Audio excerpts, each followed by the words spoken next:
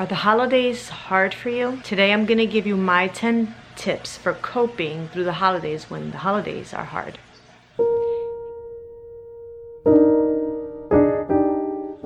Hey guys, it's Vani from Mrs. Mom's Homeschool and welcome to my channel. And if you're new here, I am a homeschooling mom.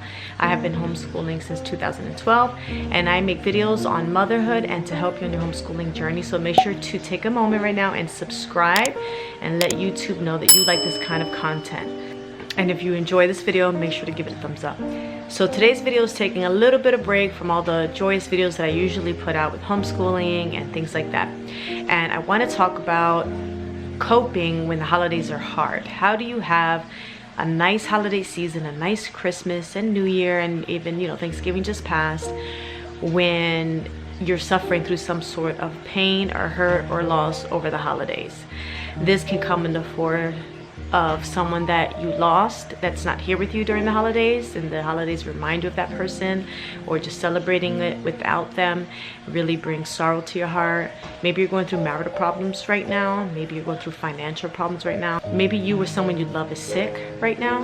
There's so many different reasons that we could be coping with something negative during a season that is supposed to bring us joy and peace and love and happiness. So how do you cope as a woman, as a mother, as a homeschooling mom? If you're a homeschooling mom, how do you cope during this time of year without bringing everyone around you down and still finding a way to enjoy the holiday season? So before I share with you my 10 tips, I want to give you a brief history on what has happened in my life and why the holidays are hard for me. If you've been following me for a while, then you already know my story. But if you're new to my channel, then I'm briefly going to share this with you. So in 2018, my mother was diagnosed with stage 4 cancer. About 6 months later, which was the day before Mother's Day, I lost my mother. About 6 months later, my father, who was suffering from sadness, and he had developed some liver issues and things like that. After New Year's Eve here at my house, that night he went home and he had an accident in which he fell and he did not recover. So about 4 days after that, he too passed away. After my mother passed, I made a big effort to spend a lot of time with my grandmother, her mother, because she reminded me of my mom a lot. She was my connection to my mom, and I was her connection to my mom as well. So we developed this deeper bond that we never had before. And then she fell and she went into rehab and she never recovered from that. She passed away a month after that, in 2019 as well. Shortly after my father passed away, my cousin committed suicide. This was a lot of pain, a lot of death that I have experienced, and the main reason why my holidays are so hard. But those weren't the end of my suffering. There are a lot of other things that I'm not ready to share yet that have happened on top of all that chaos. So anyway, I am not here to make you depressed, more depressed or more sad. I'm gonna just share with you guys my 10 tips for how I cope throughout the holidays and through life. So number one thing is to get help if needed. If you feel like you need a supplement, a vitamin, some antidepressants, because your darkness is so deep and you just need a little bit of help right now, maybe your situation is fresh or you're still in it and you just are having a really hard time pulling yourself out of it, no matter what steps you take, then get some help, whether it be counseling or therapy or whatever it is that you need to do.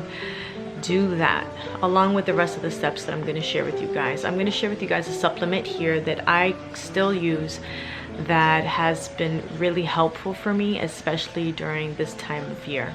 The second tip is extremely important. You have to take control of your thoughts. If you think about why you're sad or why you're depressed, is because of what you're thinking about. You're thinking about things that you're anxious about or that make you sad. So why do we do this to ourselves? Why do we relive bad experiences? Why do we continue to think about things that make us sad? Why do we torture ourselves? There's no reason. Our brain just automatically goes there. So it's up to us to make sure that we retrain our mind, retrain our thoughts, retrain our brains, and replace all of those negative thoughts with positive ones. So How do you do this? How do you retrain your brain and feed your mind positive thoughts? No. And how do you replace negative thoughts with positive ones? Well, you have to feed your mind positive things. You have to make sure you don't feed your negative thoughts. Do not entertain them at all. You need to be filling your mind with positive things. Prayer, sermons, motivational videos, books, things that are constantly making you feel motivated and positive to move past your current thought process. Self-talk is the main reason why people get depressed and anxious and anxiety, is because we are hurting ourselves by the things that we think. So control your thoughts, fill your mind with positive things. Immediately grab hold. The Bible even tells you to capture your old thoughts and to think of things that are heavenly. So capture those thoughts and immediately replace them with something positive. And if you can't replace it, then just interrupt that thought process. Get up and go clean. Get up and go play with your kids. Get up and just do something else, anything else, except for entertaining those thoughts. Number 3, realize that it is okay to cry once in a while. It's okay to cry once in a while, whether you have someone there to comfort you or not. Sometimes you just need comfort in letting out those emotions. We build up so much inside of us, and these buildups and blockages cause and create illnesses within us, and you don't want to become sick and just have another thing piled on top of you. So the best thing to do is to let it out. Cry it out if you need to, or make some time. Once in a while, what I would do, because I block out so many emotions, is I will sit there and I will let a thought linger until I cry it out and I let it out, and then that's it. It's done. I'm ready to move on and not dwell on it anymore. Number 4, spend time with people who make you happy. Who makes you the happiest in life? It could be your spouse. It could be your kids. Yesterday I went to the playground. I was having a rough morning, so I went to the park with my kids, and I had a blast just chasing them and using our imaginations together and running around, and they made me laugh so much that it was therapy. It felt so good to just play with my kids because it made me feel really happy. Maybe you have a best friend or a group of women that you can hang out with. Sometimes I will schedule an hour walk with my best friend, and we'll go and we'll just talk the whole time because being with her makes me happy. Sometimes we'll have dinner together. We'll do fun things like an escape room. Just spending time with someone who you love, who loves you, who knows what you're going through, and just someone that makes you happy, someone to keep your mind busy, and bring some joy into your life. My tip number 5 is to journal.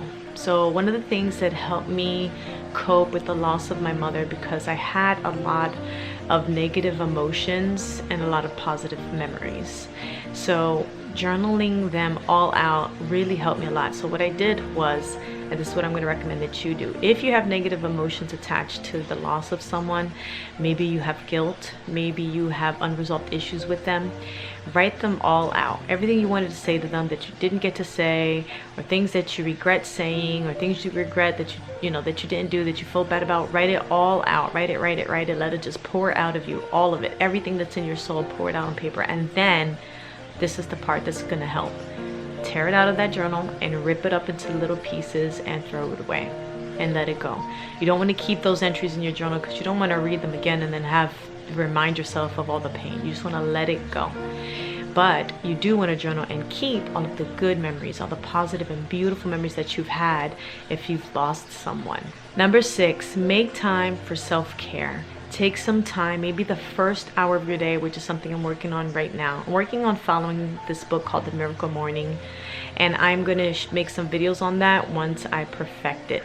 But it's really been helping me to take an hour every morning before the kids wake up, before my husband wakes up, before the dog even wakes up, and spend that time in quiet and peace and do things that build myself up.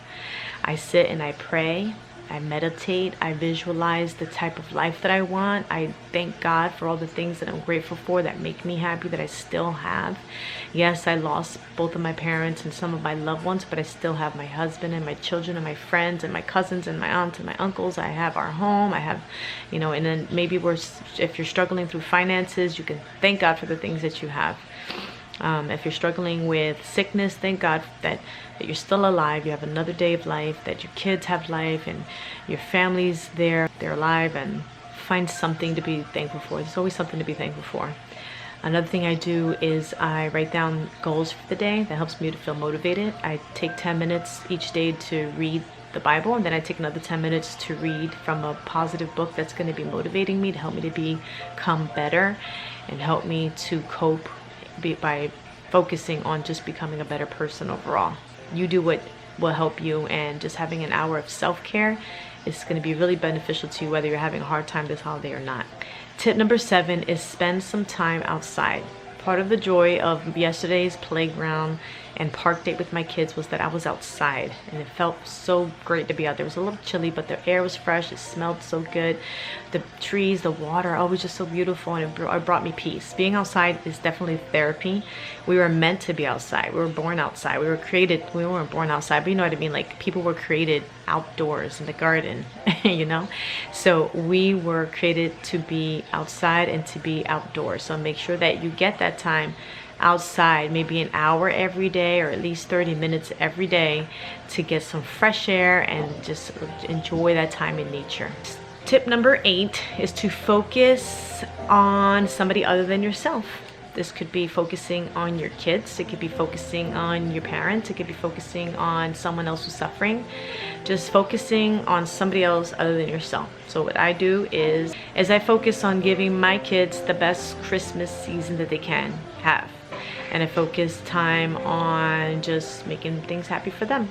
And I'm also trying to reach out to other people who I know are suffering or struggling, and I try to offer them any advice that has helped me. So just reaching out to others and being there for others helps you to not feel alone, and it helps you to help others through your pain. Don't let your suffering go to waste. Use it for something good.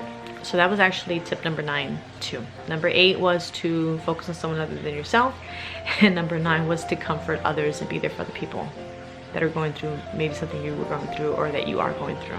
My tip number 10 is to pray over or meditate on your healing, and then actively work towards your healing. It's not just the holidays that are hard, it's life that's hard. And if you've lost someone, it's gonna be hard the rest of your life, but it will get easier.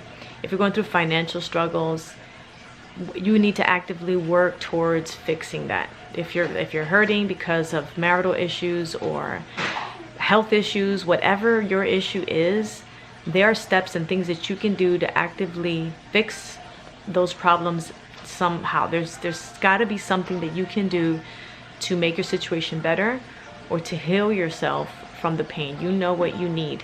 And if you don't know what you need, then praying about it or meditating on it is going to help you find the answer to what you need that's going to make you feel happy again. So I really hope that these 10 tips helped someone out there who's having a hard time this holiday season.